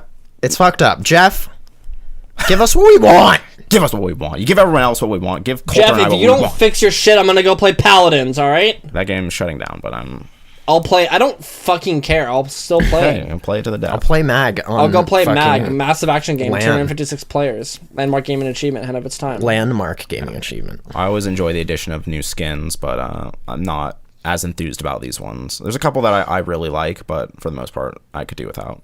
Yeah. So the Moira one, I play a lot of Moira. Yeah. And Morty, a lot of Miriam. I play a lot of Miriam, and I think her skin is awesome. It's cool. She looks really cool, and even like playing as her in the like PvE event or whatever. Even like her hands or what's visible looks pretty cool in there because she's wearing. Are you a finger person? I like hands. Okay. Yeah, I mean, like, not any more than I like feet. Okay. Don't get me wrong. I love feet, and she does have nice feet. You just can't see them really unless you're doing like I'll do like an emote from time to time. You seeing this shit? It's pretty good. I'll do an emote from time to time just so I can see your beautiful face. Just so I can see her feet. Okay. But I like her hands too. Yeah, I mean she's beautiful. But Jesus. I like her hands. I get it. Yeah, but not. I tuned out and then I tuned back in, and you were were still talking about that. About hands and feet. Let's go. Yeah. So anyway, her skin is awesome. And I like Reaper's skin. Yeah, Reaper's skin is pretty cool. And that's it. I like Sombra's skin also, even though people are making fun of her hair. Yeah, that's fine. I think her outfit looks pretty cool. But yeah, I mean, they're not. I like the pajama one too. I don't. Yeah, I was gonna say. I Tell us about May. I don't play May, so I don't care. I enjoy Mei. She has one of my favorite skins in the game. The Jiangxi vampire one she has is very cool, but not a fan of pajama.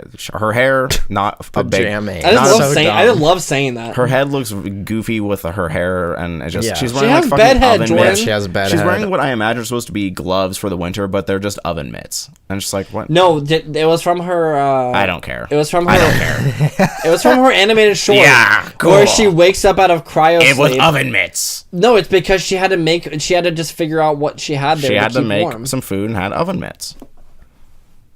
Listen, it looks dumb. Fuck you, Jordan. Listen, you don't understand, dude. I just don't care. You don't get it, It's dude. the thing. I don't care. I don't watch any of the shorts. Like I don't care about any of that stuff. I've drawn a line in the sand and said I don't want any plain clothes, costumes or skins. I actually got the Hanzo one where he's dressed up kind of in a suit and it looks fine, but that one was cool. It's not not my preferred like outfit form. I have it equipped just 'cause either a it's cool new. armor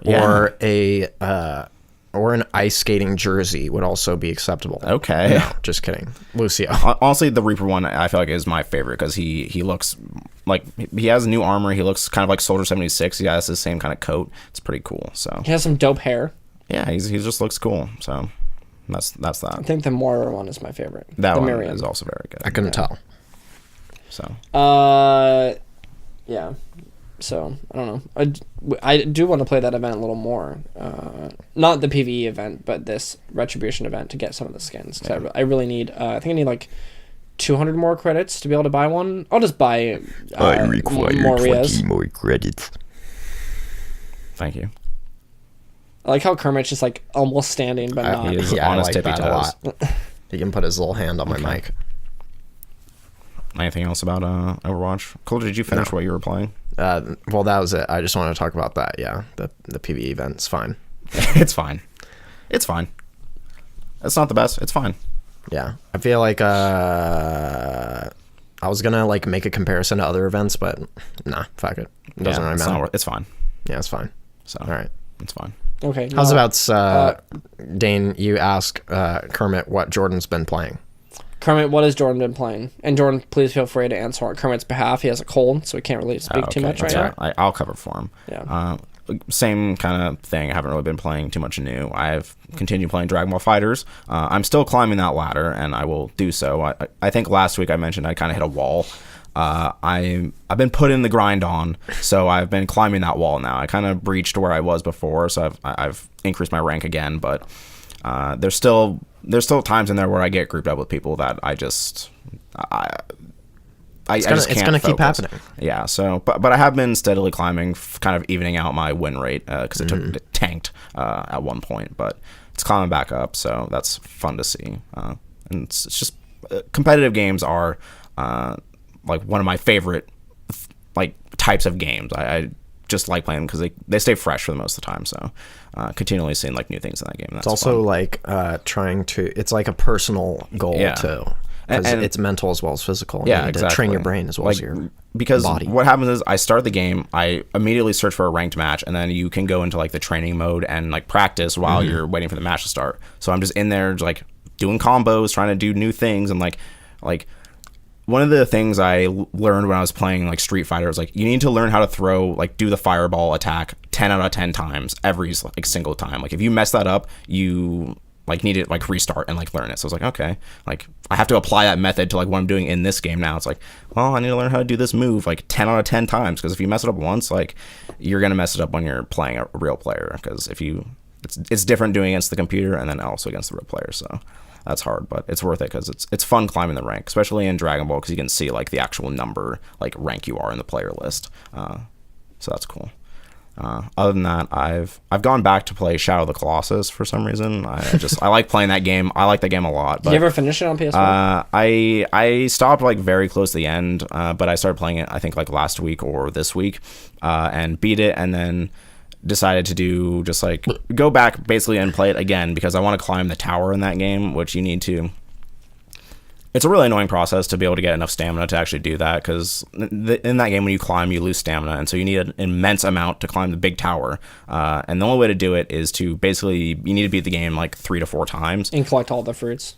You don't have to. Like the fruits, when you beat a Colossus, you get health and stamina. It's not like a major amount, but it's more than the fruits. Honestly, are easier. It's easier to max out the health than the stamina, because the stamina you get by killing the lizards and eating them. Yeah, that doesn't give you that much. It barely gives you. It's not noticeable at all. But when you kill a Colossus, it gives you a not noticeable chunk, but more than the lizards. So it's best just to play through the game a bunch. So you retain your old. Like when you do a new game plus, it retains your old stuff. Every time it carries over. I think that might have been how I fucked up, because when I was playing the PS3 version, I was getting to that point with the climbing the tower or whatever, and I thought I just had to get every single lizard. Yeah, and even with that, it's not possible in the first run. Yeah, I couldn't do it, and I was like looking at all the maps and everything. I was like, something's fucked. Or, you know what? I think it also might have not just been that, but there's a trophy for getting every like lizard or something like that. On the PS3 and it never one, popped. So I was like, what's happening? And I had like the item that would like point out where it was, and it would just never do it, like no matter where I was. So I don't know if it glitched. I don't know if I'm just an idiot or like I put a lot of time into that. So I don't know. Yeah, I didn't do the.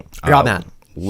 I didn't do like the lizard stuff in the PS3 one, because that's kind of annoying to find all of them. And in the new one, they've changed it to where it's just like, hey, you need to find 1 fruit and 1 lizard, and then you get a trophy. There's nothing for finding all of them, which is, I mean, there are other better, like more worthwhile things to do in that game than collect all the lizards. I feel like I've been doing the time trial mode that unlocks after you beat the game. You can do like time trial versions of each boss, and I like that, because those items that you get are actually super useful for going through the game again.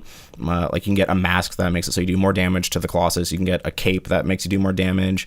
New weapons, those are most from the hard mode. I just on the final unlock for the normal mode is you get these explosive arrows that do damage. But basically, what happens now is that when in normal mode, like the first Colossus, I had a mask and the cape. I killed it in 1 hit. I literally like went up to the top, it immediately died. I was like, oh, okay. So that lets you just breeze the game. Like the game's not very long. The first time you play, it's about maybe like 10 hours. But once you know, less. I think I did it or less. 7. Once you know like the strategies, you can beat that game within like 2 hours, 3 hours maybe. So I'll go through that. I'll probably do like hard mode, because you get more stuff in that too. And I kind of just I might just platinum the game at this point, because I'm gonna do most of it. So that's been fun, and that game is just. It's fun to just wander around sometimes in that game too, because I find stuff that I've just never even seen in the other games, or the other times I've played the game. That game, I still stand by what I said. It's the best looking game on PS4. It's fantastic for a lot of reasons: art direction, lighting, shadow, like everything. Yeah. Playing that on a 4K TV, even though I don't have an amazing 4K TV, in HDR is pretty fantastic. Yeah, it has probably one of the best like uses of HDR. Like a lot of games that I've played like implement HDR, but they haven't used it very well. Monster Hunter has it, but it doesn't do a great job with it. Destiny added it, and I don't know if I actually ever got to see it, because when they first implemented it, it just didn't work. It didn't activate. There was on no PS4. slider. Yeah, it didn't activate on PS4. But once it did, like it's really cool looking. But yeah. Shadow of the Colossus. And it's fun using the filters sometimes, because you can be like, oh, do I want to play it in like this crappy like film grain, like reminiscence mode, or just like vivid, like, and just saturate everything. And it's like, okay, you just play the game in those filters. And which neat. For people who don't know, it has like a pretty extensive photo mode, which I messed around with, which is really fun.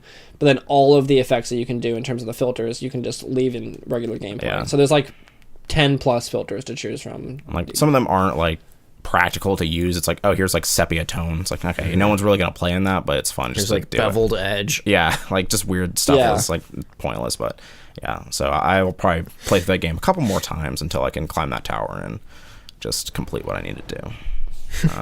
When I need a dab. Yeah. Other than that, not too much.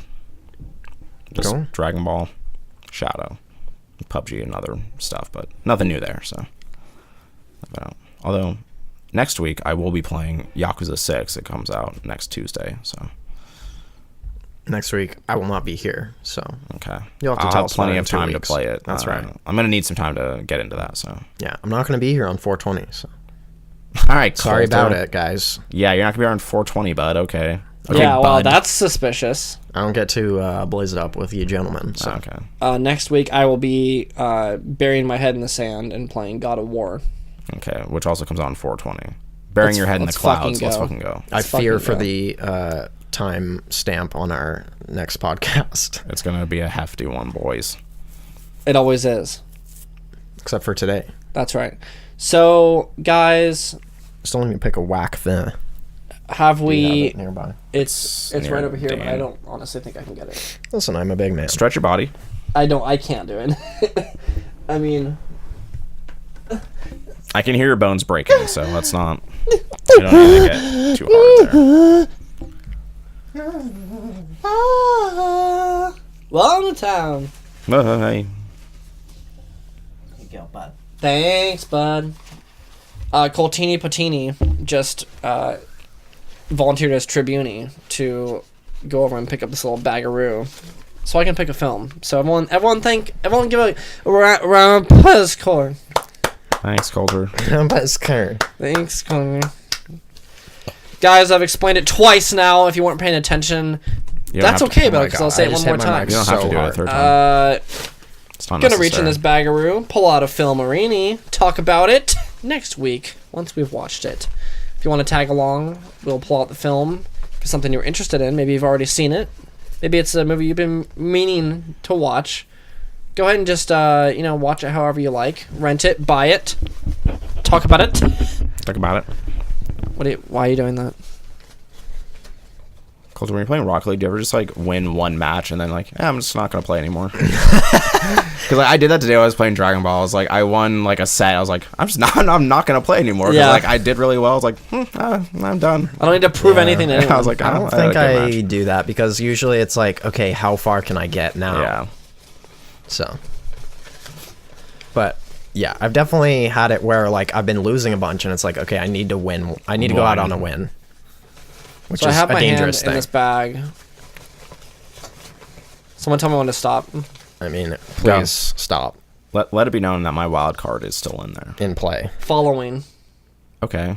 Oh yeah, that was one that I was looking at on the list, and I was like, what the fuck is this? Yeah. Following is, I think, Christopher Nolan's first film. Oh. And the first film. It is the first film. This is not knowing Be sure to classics. crumple that starring bag Nick Cage. as much as you can. Can we replace following with knowing and have a better time? I don't know what that is. Knowing Is that Nick- the one Nick where Cage? Nick Cage can predict the future or whatever? Yeah. I don't want to see any more movies with Nick Cage. I'm not gonna lie to you. All right. How about Look, National Treasure? there was a new Yeah, I would movie. see Okay, National I was Treasure, telling I'm Coulter not about gonna. this. There's a new movie coming out called The Humanity Bureau, which is in theaters now, but you can watch it at home on iTunes, and it's starring Nicolas Cage, and it looks awful. Let's go. And I really think we should watch it. Okay. But Coulter isn't down with it. He doesn't look enthused. Look, he looks really upset. There's a movie that's been being passed around some film festivals. It's called, I think it's called The Surfer or something. Many people have compared this or said this is the next The Room. Yes. And so it's about a Christian dad and his son like bonding over surfing, and it's supposed to be fucking awful. And I would love to see it because it seems like a blast. The kid reportedly, he got interviewed by a bunch of, I think it's from New Zealand or Australia. He got interviewed by some news group, and he's like, this is the most embarrassing, like, it was like the most embarrassing moment of my life, like being a part of that film. So That's great. Do I dare seems try to fun. change the battery, or are we gonna? Just Wrap it's it up. done. We're It's wrapping done. up. Guys, quick synopsis here of, or a little snippet for the following, or actually just called Following. It says, a young writer who follows strangers for material meets a thief who takes him under his wing. It was made in 1998. It is Jesus. directed by Christopher's Snolensmans. Okay. So if you are intrigued by that in any way, maybe check it out. Yeah, make sure to pay attention for the clicks of the stopwatch constantly running throughout the movie. I don't like that joke because I clearly heard those noises when I watched Dunkirk. Sure, That's great. I'm happy for you. All right, guys. So look forward to our little discussion about following next week. Sounds like, or actually, not next week. 2 weeks. The week after that. 2 weeks from now, we'll be back with maybe a normal sized episode, not super sized. Yeah. All right, let's take it to the plug-a-roons. Let's get it, guys. Look, let's just throw it out there. I'm just gonna say it. We want to hear from you. So, you know where to find us. It's not so subtle at gmail.com. Great general place to just send us some, like I said, death threats, hate mail. Really. Just say tell us how your week was. Tell us why all of us are correct about tipping except for me.